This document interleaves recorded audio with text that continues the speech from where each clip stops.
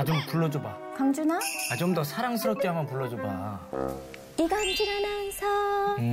바로 이거야. 좋아. 야, 너 뭐 잘못 먹었냐? 아니 뭐 잘못 먹은 건 아니고 요즘에 누군가가 내 이름을 불러주지 않으면 뭐 어떤 의미가 있을까 이런 생각이 드네. 정말 네 말대로 이 사람의 이름을 불러줬을 때 의미가 정말 있는 것 같아. 대통령이 불러주는 자리도 귀하지만 하나님이 불러주시는 이 자리가 더 좋은 것 같아. 그렇지? 오늘 그분 한번 모셔보자. 한번 불러볼까? 목사님! 안녕하세요. 반갑습니다. 안녕하세요. 네. 이야, 아니 두 사람의 고백을 듣다 보니까 내가 진짜 가슴이 뭉클해지네. 네. 진짜 뭉클해지셨어요? 네, 아니 앞에 얘기를 듣고 나를 불러주시니까 내가 그냥 그동안 들었던 목사님이란 이름이 그냥 들리지 않고 오늘 새삼스럽게 다가왔어요.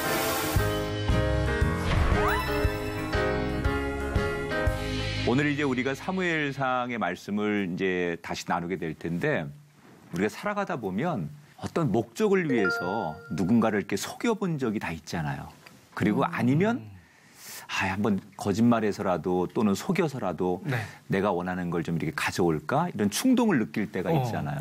저는 오랜만에 친구 만날 때 속였어요? 아니요, 오랜만에 만났잖아요. 그러다 보면 괜히 좋은 가방에 좋은 반지, 목걸이, 귀걸이 마치 좀 있어 보이게 없는데 예, 그것도 하나지 않을까 생각해요. 방송용은 아닌데 짝퉁인데 사실은 이게 이제 그 뭐 지식인이나 그냥 일상적인 사람이나 비슷한 것 같은데 제가 그 있었던 사건 하나를 소개해 볼게요. 공감이 될 텐데 아마 제 기억이 2013년 정도로 기억하는데 그 당시에 언론에 굉장히 크게 좀 화제가 됐던 뉴스예요. 모 명문대학교 로스쿨에 아주 굉장히 공부를 잘하는 학생이 이제 그 입학을 하게 돼요. 근데 이 사람이 기말고사 시험을 앞두고 교수 연구실에 들어갔다가 시험지를 몰래 이제 훔치다가 적발이 돼요. 근데 이 학생이 어떤 사람이냐면 서울대학교를 졸업한 경제학과를 졸업한 굉장히 고등학교 때도 1등을 한 번도 놓치지 않았던 그리고 대학교 4년 내내 최우수 우등생으로 졸업을 하고 로스쿨에 들어간 거예요. 근데 이제 로스쿨에 들어가 보니까는 이게 1등이 안 되는 거예요. 그러니까 스트레스를 엄청 받았을 거 아니에요. 그렇죠. 그러다가 그만 자기도 모르게 1등을 해야 된다는 강박관념 때문에 기말 시험지를 훔치러 들어갔다가 적발이 된 거예요. 그래서 사실은 이제 영구 제적을 당합니다. 자기의 꿈도 다 잃어버리고 결국 아주 좀 초라한 그런 인생이 되었는데 왜 제가 이런 말씀 오늘 이제 질문도 하고 이런 얘기를 드리냐면 오늘 우리가 읽을 그 사무엘상 4장에 보면 이 요즘 현대인들이 추구하는 겉모습, 또 보여주기식 이런 것들이 신앙적으로도 얼마나 잘못된 것인가를 소개하려고 합니다. 진짜요? 예, 오늘 사무엘상 4장을 공부할 건데 사무엘상 4장에 딱 넘어가면 1절에 사무엘에 대해서 소개를 합니다. 같이 한번 읽어볼까요? 사무엘의 말이 온 이스라엘에 전파되니라. 네, 자 사무엘의 말이 온 이스라엘에 전파되니라. 그러니까 사무엘의 영향력은 이제 4장쯤 넘어오면 어린 사무엘에서부터 시작해서 이스라엘 땅에 사무엘의 이름이 점점 유명해집니다. 그리고 영향력이 점점점 극대화되는데 사무엘보다 먼저 제사장으로서 쓰임받았던 엘리 제사장. 이 엘리 제사장의 집안은 점점점 망해갑니다. 그러니까 사무엘이라는 인물은 역사 속에 새롭게 등장하면서 점점 잘 되는데 엘리라고 하는 집안은 점점점 뭔가가 안 되고 망해가요. 도대체 왜 그럴까? 한 사람은 역사 속에서 새로운 인물로 등장하는데 왜 무엇이 문제길래 엘리 제사장의 집안은 꼬이고 망하는 걸까? 지난 시간에 우리가 어린 사무엘이 그 한나의 서원의 기도를 통해 태어나고 그래서 주의 종이 되게 하겠습니다라고 하나님 앞에 드리기로 약속을 해서 엘리 제사장한테 가서 맡기는 이야기까지 공부를 했잖아요. 그런데 어린 그 사무엘에게 어두운 성소에서 하나님의 부르시는 음성 사무엘아 사무엘아 이렇게 부르실 때 사무엘이 하나님의 음성을 듣는 얘기, 엘리 제사장과 뭐 이렇게 에피소드 얘기를 해드렸어요. 전혀 기억이 안 나는 표정으로 강준 씨는 지금. 아니, 기억이 잘 납니다. 제 표정이 원래 이래요. 아, 원래 그런 거죠? 네. 다 기억 나는데 그러는 거죠? 기억이 나는데. 나 깜짝 놀랐어. 저도 깜짝 놀랐어요. 기억이 나는데 자꾸. 그러면서 사무엘을 통해서 하나님 무슨 말씀을 하냐면 내가 너를 통해 일할 것이고 엘리 제사장의 가문을 멸할 것이다. 이렇게 하나님께서 예언을 하시죠. 그리고 그 예언이 이제 서서히 나타나는 이야기가 사무엘상 4장에 나오는 거예요. 자, 어떤 일이 생기냐면 역사 속에 사무엘 시대 이스라엘이 하나님이 이제 그런 예언을 하시고 나서 이웃나라 블레셋이라고 하는 강대국이 있었어요. 이 블레셋과 이스라엘이 전쟁을 하게 됩니다. 그런데 이 전투에서 첫 번째 전투에서 이스라엘 군인들 4,000명이 죽어요. 물론 전쟁은 패하죠, 이스라엘이. 자, 보통 이제 큰 전쟁을 한번 치르면서 나라가 어떤 어려움에 처하면 지도자들은 뭘 해야 될까요? 왜 우리가 전쟁에서 졌을까? 이유를 찾아요. 그렇죠. 네. 이게 뭐 군사적인 이유일까? 아니면 군인들의 이 정신적인 문제일까? 아니면 전략적인 부재일까? 뭔가 이유를 찾아서 다시 대비를 하는 게 보통 이제 상식적인 거잖아요. 그런데 이스라엘의 지도자들이 블레셋과의 전투에서 전쟁이 지고 나서 우리가 원인이 어디 있고 이 원인을 어떻게 극복해야 될까 이렇게 생각하는 게 당연한데 그들이 뭘 생각하느냐 전혀 생각지도 못한 우리로서는 진짜 어떻게 지도자들이 이럴 수 있지라고 한심할 정도의 생각을 이스라엘 지도자들이 하게 돼요. 자, 3절 말씀을 한번 볼게요. 3절. 네, 두 분 읽어보세요. 시작. 백성이 진영으로 돌아오매 이스라엘 장로들이 이르되 여호와께서 어찌하여 우리에게 오늘 블레셋 사람들 앞에 패하게 하셨는고 여호와의 언약궤로 실로에서 우리에게로 가져다 우리 중에 있게 하여 그것으로 우리를 우리 원수의 손에서 구원하자 하니. 네, 잘 읽으셨어요. 네, 두 사람이 좀 마지막에 안 맞았어. 제가 눈이 갑자기 안 보이기 시작했어요. 눈이 안 보여. 이렇게 제가 눈이 멀 수가 있나요? 너무 감격해서 하나님 말씀 보니까. 자, 거기 무슨 얘기가 나오냐면 이스라엘 지도자들이 전쟁에서 지고 나서 이게 전열을 재정비하면서 대안을 내놓기를 언약궤를 가져다가 그곳으로 전쟁을 하자 이런 얘기를 하는 거예요. 여러분 언약궤가 뭐예요? 언약궤는 하나님의 임재를 나타내는 영적인 상징이에요. 그러니까 이스라엘 백성들이 그 애굽에서 탈출해가지고 가나안 땅을 갈 때 하나님이 우리 그 백성들과 우리와 함께 하신다라는 것을 상징하기 위해서 언약궤를 만들었잖아요. 그러니까 언약궤라는 것은 하나님이 우리와 함께 하신다. 하나님이 우리 속에 임재하신다. 지금도 함께 하신다. 이런 것을 나타내는 게 언약궤거든요. 그런데 이 이스라엘의 지도자들이 전쟁에서 지면 뭐 이런저런 이제 이유를 군사적인 거냐, 전략적인 거냐, 뭐 이게 뭐 아까 얘기한 뭐 신앙적인 문제냐, 뭐 이런 거를 분석을 해야 되는데 오히려 언약궤를 동원해서 이 언약궤를 이용해서 전쟁하자. 그러니까 하나님이 우리 대신 싸우게 하자. 이게 얼핏 보면 굉장히 좋은 얘기 같지만 알고 보면요. 자신들의 목적을 위해서 하나님을 끌어다가 사용하는 거예요. 이용하는 거예요. 그렇죠. 이게 좋은 의도가 아니거든요. 하나님을 의지하는 거하고 하나님을 우리가 이용해서 뭔가 내 이익을 취하려고 하는 건 전혀 다른 거예요. 근데 우리는 대개 이렇게 내 목적을 위해서 하나님을 이용하면서도 이게 마치 신앙적인 것처럼 착각할 때가 굉장히 많은 거예요.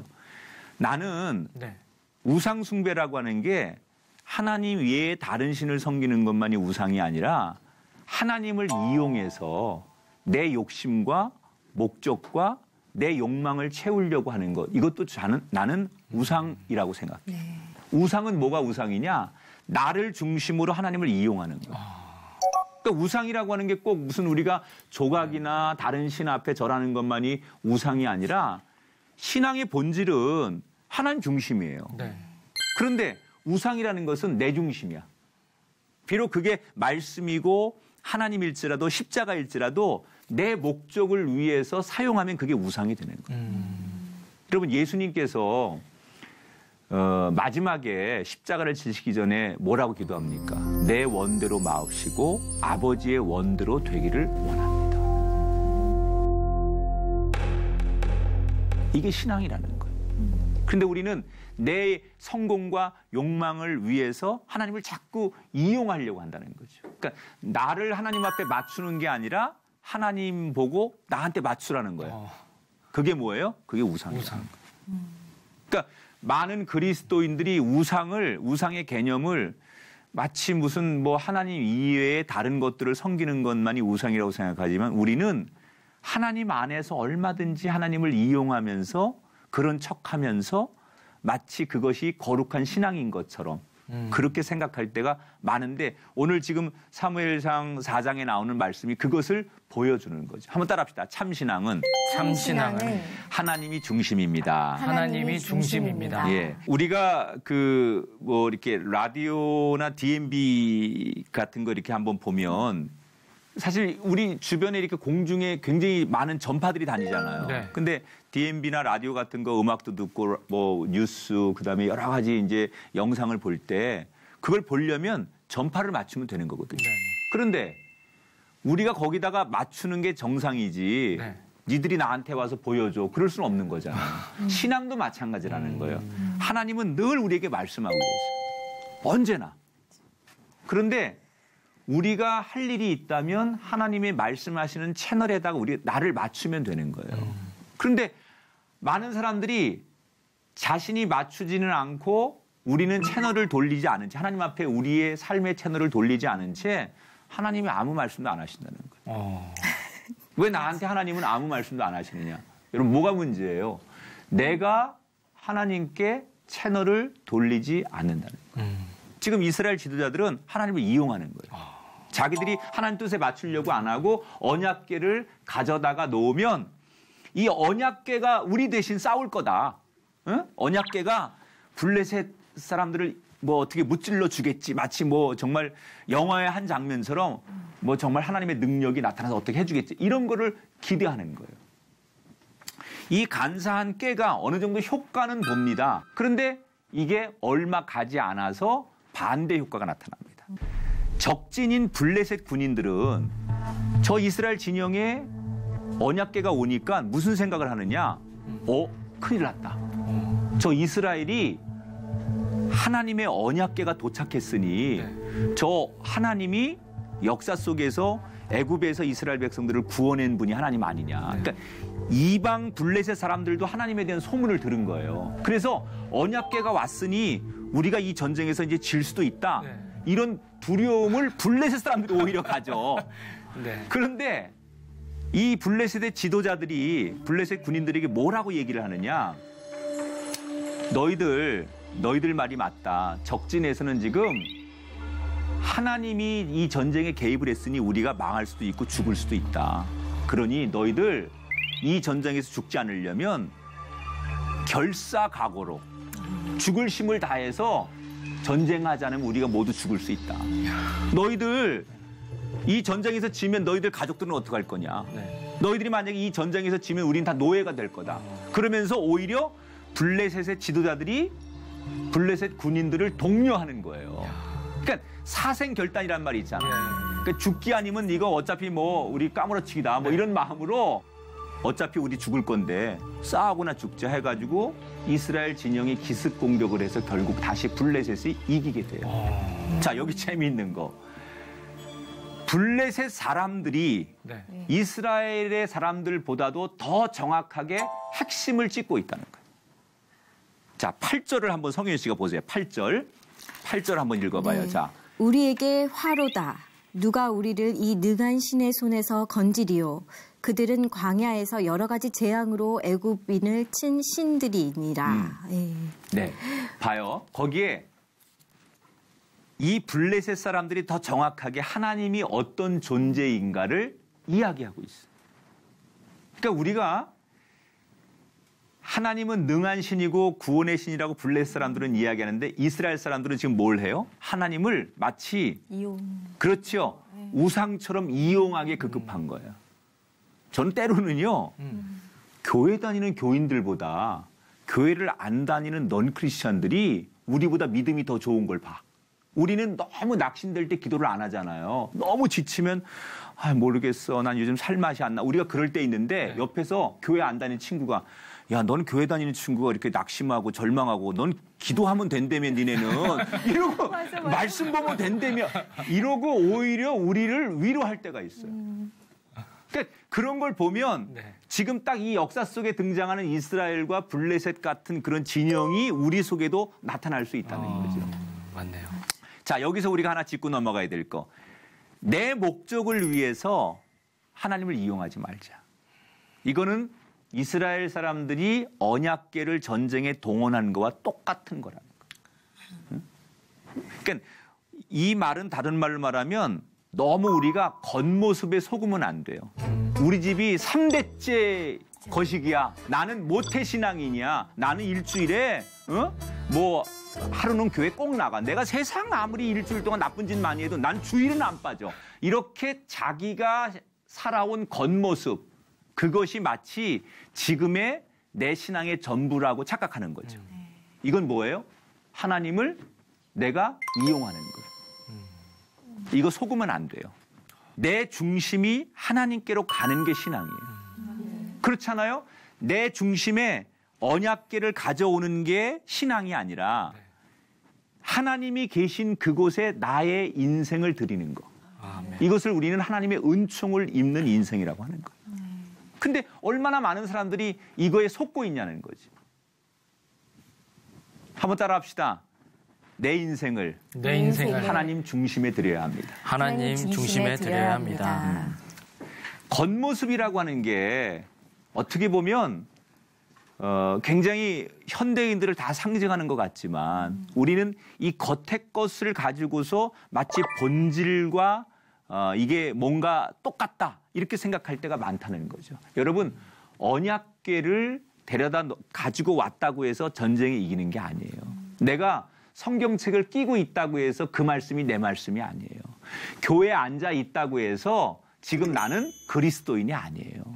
내가 오늘도 하나님이라고 이름을 부르지만 그게 그리스도인이 아니에요.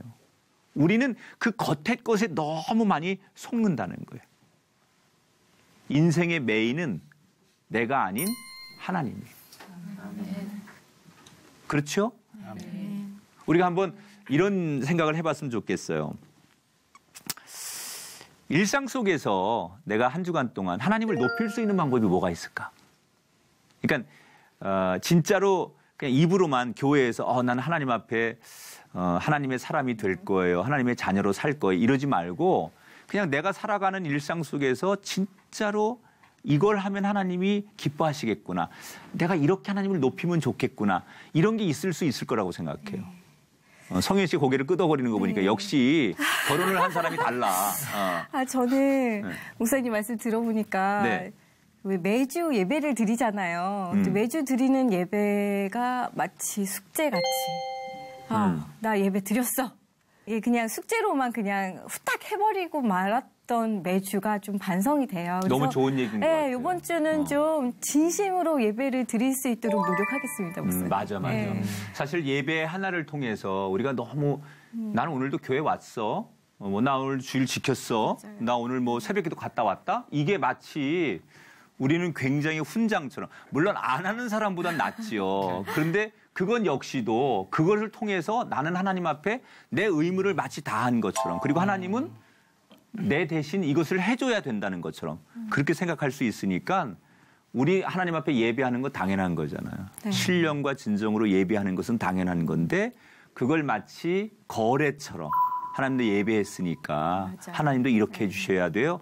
라고 하는 그런 본질적 예배에 대해서 성현 씨가 고백한 것처럼 우리가 한번 진지하게 예배도 한번 바꿔보는 것도 좋을 것 같아요. 이번 주 한 주간 동안은요. 네. 강준 씨는 어떤 거 일상 속에 있으면 하나님을 높이면 좋을 것 같아요?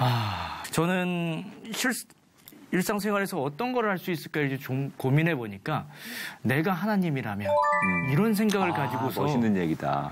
하루하루를 살아간다면 정말 하나님의 뜻대로 살 수 있지 않을까라는 생각이 잠깐 들었습니다. 그래, 난 지금 그 얘기를 하면서 나도 이렇게 마음에 뭔가 찔끔하는 게 오는데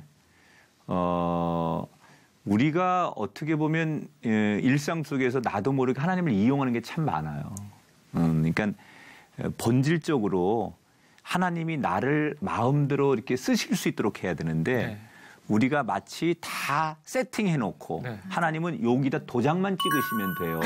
이렇게 말할 때가 굉장히 많다는 거예요. 이게 국가적으로 이스라엘의 전쟁만이 아니라 우리가 자녀를 위해 기도할 때 내 진로를 놓고 기도할 때도 우린 그럴 때가 참 많아요. 다 세팅해놓고 하나님 여기다 사인만 하세요.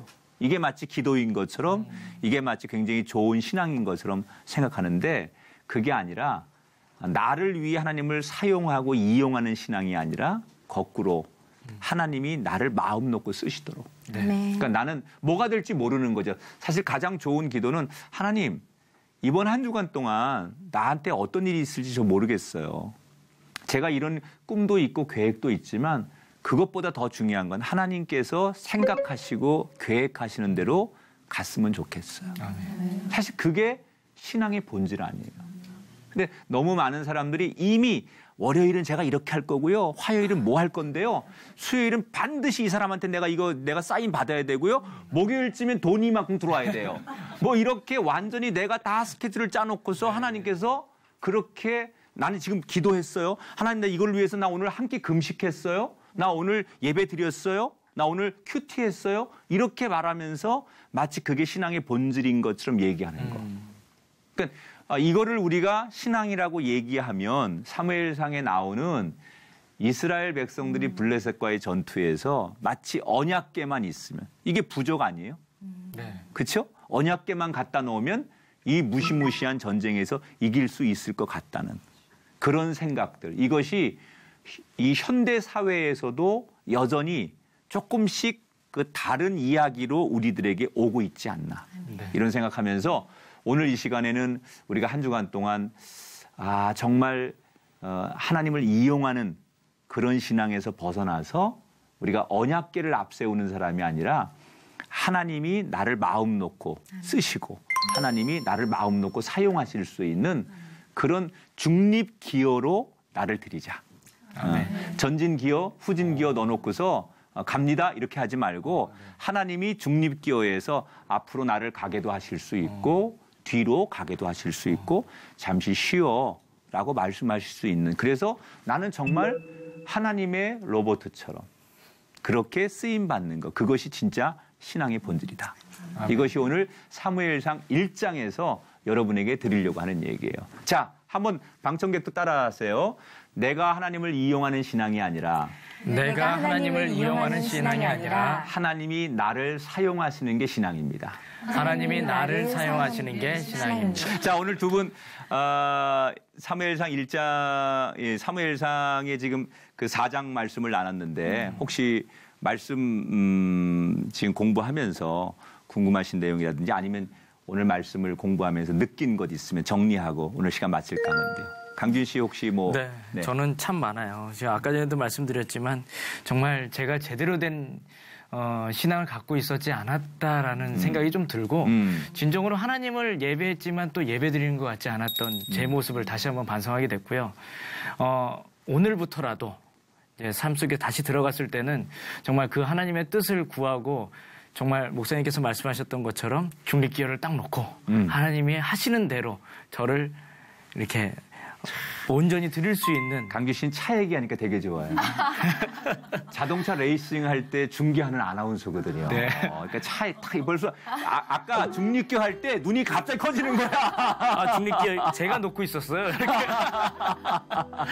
맞아. 네. 너무 멋있는 얘기예요. 네. 우리가 겉모습에 속지 말자. 너무 보여지는 것이 전부가 아니다. 신앙이라고 하는 것은 본질이 중요한 거지. 이렇게 보여지는 것 그런 것에 우리가 너무 이스라엘 백성들처럼 하나님을 이용하려고 하는 신앙에서 벗어나자라는 이야기를 가슴에 담고 한 주간을 살아갔으면 좋겠습니다. 자, 오늘 강의는 여기서 인사드리고요. 인 바이블 사무엘상의 말씀은 다음 시간에 다시 만나서 더 재미나고 또 은혜로운 이야기로 여러분과 함께 이야기 나누겠습니다. 함께해 주셔서 고맙습니다. 안녕히 계십시오. 감사합니다. 감사합니다. 화이팅! 감사합니다. 감사합니다.